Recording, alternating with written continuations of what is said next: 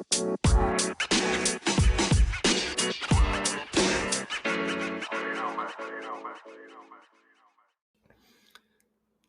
welcome back to Don't Forget to Tap. I'm your host, Chris, and just figured that I would give you guys some updates on how training is going and all that stuff and everything. It's been a little bit since I've done a new episode with you guys. The last episode was my video episode interview with Mike Bambarger, wishing him all the safest journeys on his next adventure. And I know that any gym that gets him is going to be very fortunate. What's really cool that I found out is he just got his black belt in judo, and he's a brown belt in jiu-jitsu. So and he's like freakishly strong. So overall, just a really deadly dude when it comes to proficiency of the martial arts. But there's another individual that I would like to try and get an interview set up with. There's a lot of interviews that I'd like to try and get set up, but I'm just kind of new to it, getting it established and everything, figuring all of that stuff out and everything. But I have a lot of fun doing it. I have a lot of fun doing the podcast. I've oddly enough found that this is the easiest podcast. So I have 3 podcasts. This is the easiest one to generate new ideas for, just because as I'm learning new things in jiu-jitsu, it's very easy to talk about them. But yeah, so last week I trained a few times, not as much as I wanted to. Body was just kind of not filling up to par, but still got it in a few times last week. Good training sessions overall. And this week, so today's Tuesday, trained last night, Monday. Got to do homework tonight, more than likely. But then I'm going to go the rest of the week. And, it was a great class. Had a lot of fun. We're working on some, full guard escapes and kind of transitioning out of some of those sweeps and passes and stuff like that. So just kind of working all over the place. And, I'm very fortunate. I echo this a lot in my episodes. I'm very fortunate to have the training partners that I have. And I think that when I first started, I'm coming up on my year mark of, since I first walked into the gym. But since I first started, I constantly heard about how important it is to be a good partner, be a good, a good training partner. And I'm constantly reminded how fortunate I am to have the environment, the professors, the coaches, and the partners, the training partners that I have.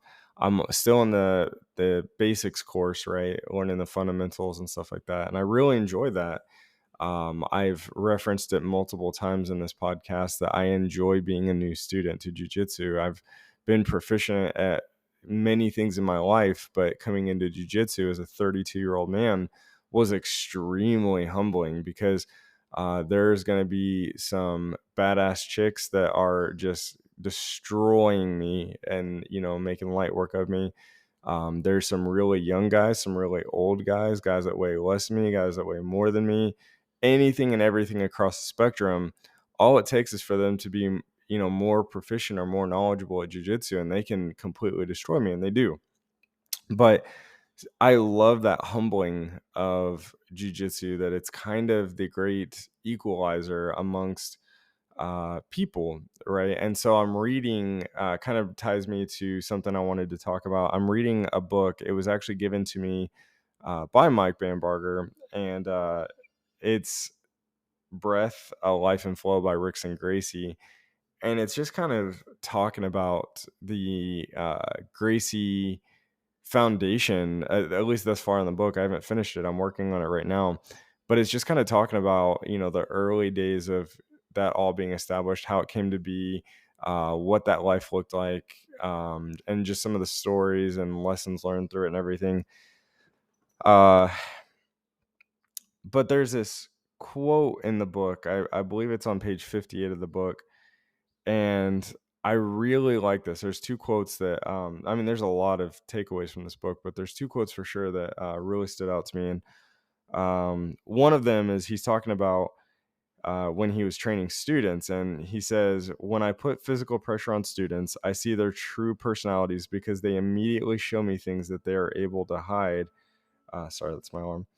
They immediately show me things that they are able to hide when they're not on the mat.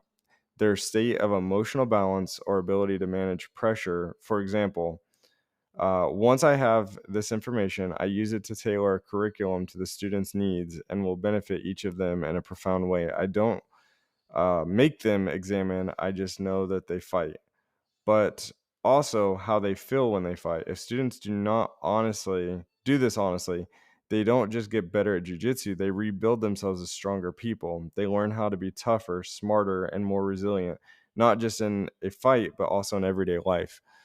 And sorry, I know that was kind of a struggle for me to get through.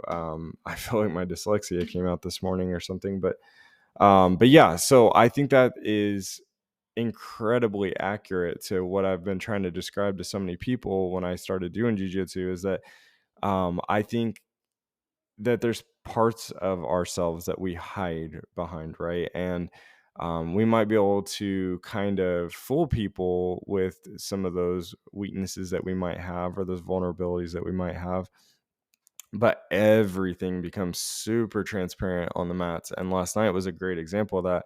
I gave up my back to somebody, and when I say that, like, it turned into the rear naked choke from hell, like, it was no joke, not a fun experience for me at all. And I can sit there and be tough and talk a big game and try to be cool, calm, collective all the time, whatever, at work and in the streets and when I'm talking to people and whatever. But on that mat, there was nothing more real than a dude that was on my back with his arm around my neck that was squeezing the living crap out of my hips. And I had to figure it out. And, I, in that exact moment, there was a couple things going through my head that I could tap right there because I got frustrated and I couldn't break it. I was trying to think under pressure and figure out what my options were. And so immediately I noticed that his feet were crossed. And one of the first things I could think to do, again, I'm not very experienced with jujitsu at all, but one of the first things I could think to do was put my feet over his feet to try and create a very uncomfortable hold for his legs that are crossed.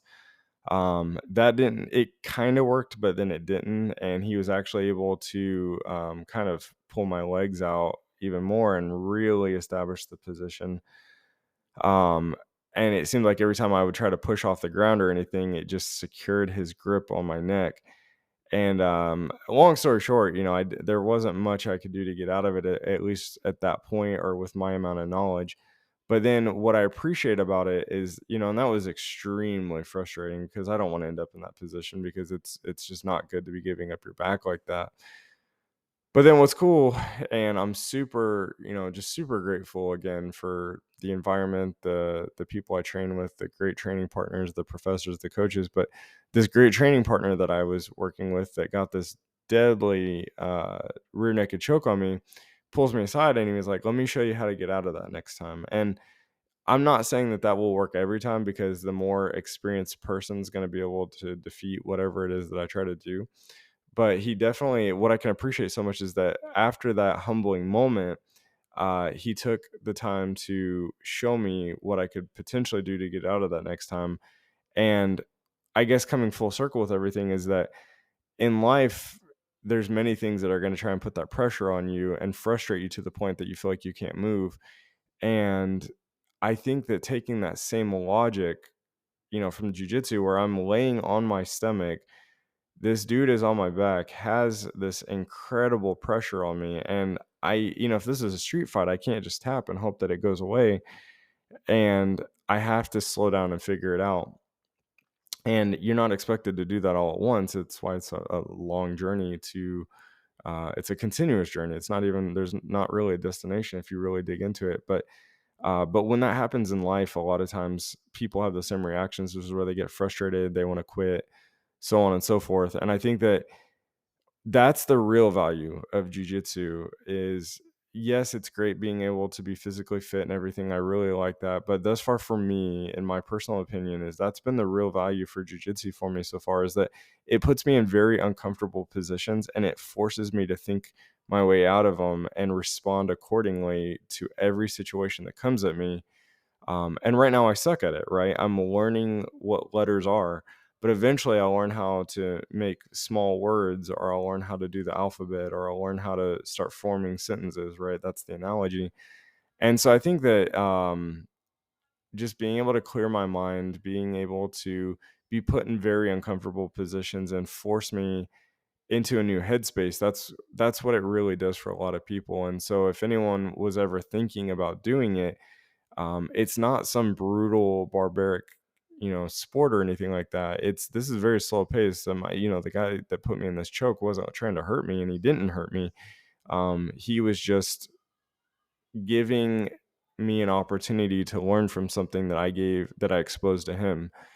And so I think whatever you're out there doing, if you're finding yourself doing really well and you're the person taking somebody's back, or whether you're the person that's getting absolutely choked out, just coming from experience last night, don't be afraid to slow down and don't give in. But also, with that being said, don't forget to tap. And so I'm going to leave you guys with that. Just wanted to kind of do a quick episode, give you guys an update on everything, but really enjoying the training, really enjoying the progress.